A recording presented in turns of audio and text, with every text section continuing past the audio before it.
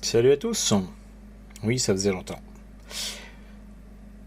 Ouais, il y a eu des soucis personnels de famille. C'était un peu compliqué pour la société. C'est aussi un peu compliqué. On s'est même posé la question de savoir si on n'avait pas fermé. Les choses vont mieux. Du coup, on reprend les projets. On en a même des nouveaux. Là, vous voyez des choses qui n'ont rien à voir avec le jeu d'histoire, mais ça viendra. Et ben, du coup, on va vous parler de ces nouveaux projets et notamment le fait qu'on lance une nouvelle gamme de décors pour le jeu d'histoire avec figurines plutôt 15 mm, en particulier pour faire des camps, des bâtiments, notamment tout ce qui concerne DBA, mais pour jouer avec Horde of the Think ou n'importe quel euh, jeu qui puisse prendre des figurines historiques ou plus ou moins historiques avec, même si c'est full historique. Voilà. Euh, donc là, vous me voyez peindre, mais très rapidement, voilà, on passe maintenant à la présentation. Là, vous reconnaissez la porte de l'Oppidum gaulois, celle qui était en financement participatif il y a 1 an et demi, 2 ans presque, euh, en impression. Du coup, en impression un pour un par rapport à la taille des figurines qui étaient sorties. Mais du coup, pour faire un décor, un bagage, c'est un petit peu grand. Donc vous verrez, enfin, on a proposé autre chose. Mais cette taille-là sera toujours disponible. Pas pour l'instant, mais ça vient bientôt. On parle de date, là, voilà, à partir du 15-20 janvier, même maintenant, vous pouvez le commander sur la boutique partenaire Bella Ciao, mais vous le trouverez aussi, j'espère, dans toutes les bonnes boutiques qui vendent du jeu de figurines en France, ou ailleurs, Belgique, Suisse, et partout ailleurs. Peut-être même la Corée du Nord, mais ça c'est un peu plus ambitieux. Nous avons plein de sculpteurs talentueux. Ici, c'est un oasis qui claque. Voilà, dès que vous jouez une armée de bédouins ou autre. Là, on a la porte de Hattusa.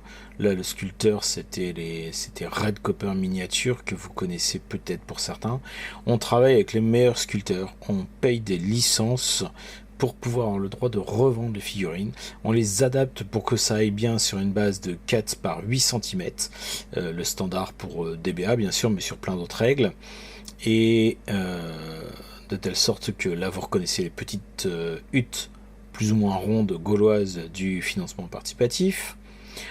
En total, on a 15 références disponibles et à chaque fois, ça sera packagé de telle sorte que ça tienne sur cette base de 4 par 8. Vous voyez le PDF catalogue sur le côté là, donc on a les petites maisons gauloises toujours du financement participatif, d'accord. Notre catalogue qui est sur le côté, qui vous donne en gros les dimensions du produit, la version une image non peinte et une image peinte. Et bien sûr, on cite nos sculpteurs, parce que ça c'est super important de citer les artistes qui travaillent. Donc là on a une villa sud-méditerranéenne. Quelquefois on mélange les modèles, les produits de sculpteurs en fonction d'eux, mais toujours de telle sorte que voilà, les fichiers qu'on vous propose correspondent à des choses qu'on peut aussi trouver ailleurs, mais nous on vous l'imprime et en grande qualité. Là vous avez la porte d'Ishtar de Babylone, celle qu'on peut revoir au musée de Berlin. Là vous voyez, elle est un petit peu abîmée parce qu'elle a chuté, c'était une première impression. Il y a eu des petites vagues, du coup le fichier a été retravaillé. Ça, c'est un temple aztèque. On retrouve la patte de Red Copper Miniature, Mario, notre ami espagnol, qui fait des sculptures de fou. Les figurines ont été peintes par moi et mon collègue Yannick Fukio. Ça, c'est le jeu de balle aztèque, qui est une des plus belles pièces, je trouve, produite par Mario. Euh, C'est un petit peu dommage dans le packaging, on voit pas la richesse du truc, mais je vous assure que, bah voilà, comme vous pouvez le voir. Là, on a la pyramide aztèque qui sera fournie avec l'autel de sacrifice insacrifié et le prêtre qui sont pas finis de peindre, mais on les retrouve dans le paquet pour faire un joli truc.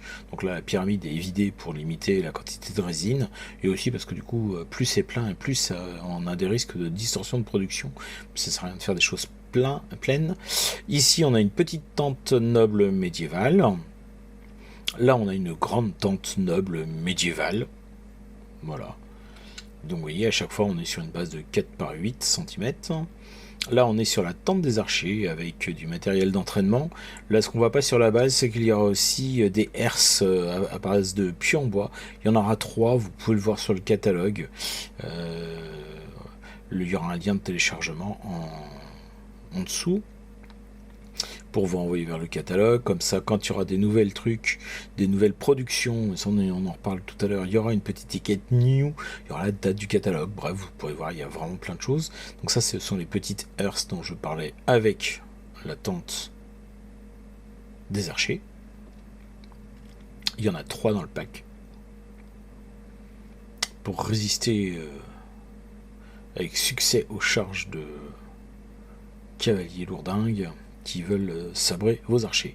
Ça, ce sont des exemples de packaging. Alors du coup, là, les petites étiquettes à l'intérieur, ce ne sont pas des productions finales, ce sont des impressions papier pour vous donner une idée.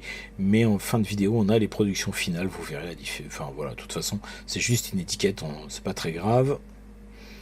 Donc là, du coup, comme c'est du papier, j'ai un petit peu de mal à les sortir. Et puis, bon, je reste toujours très agile de mes doigts, mais ça se voit pas forcément à la caméra.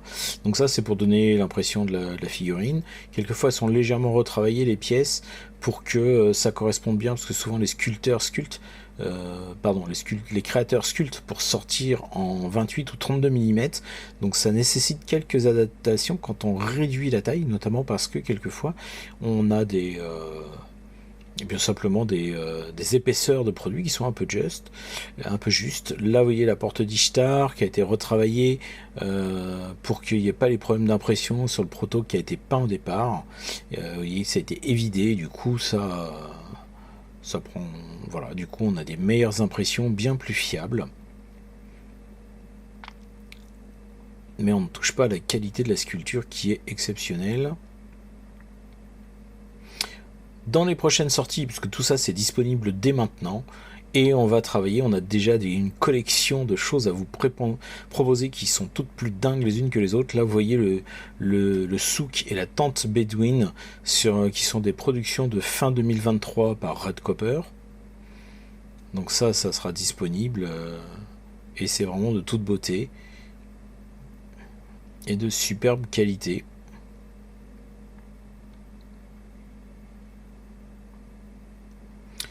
Et puis je crois qu'on va se rapprocher de la fin de cette vidéo où on va pouvoir regarder la petite porte l'oppidum gaulois en détail. Alors pardon, non, je résiste pas à... Voilà, ça j'en suis particulièrement fier, je suis assez vraiment content de ma production, de ma peinture, et c'est quelque chose parmi les choses que j'aime le plus. Et tout ça, ça tient sur du 8 par 4. Voilà, l'oppidum gaulois, on le proposera en taille normale, 1 pour 1, mais pour que ça tienne sur du 4 par 8, on en a fait un spécial en monobloc. Vous avez juste à le sortir, la porte est entrouverte pour faire un super décor. Comme vous pouvez le voir sur les côtés des forteresses, on pourra proposer des petits rajouts, mais pour l'instant c'est pas tout à fait prêt. Si vous voulez faire plus grand, mais voilà, en taille normale et en taille réduite pour que ça tienne sur une base de 4 par 8.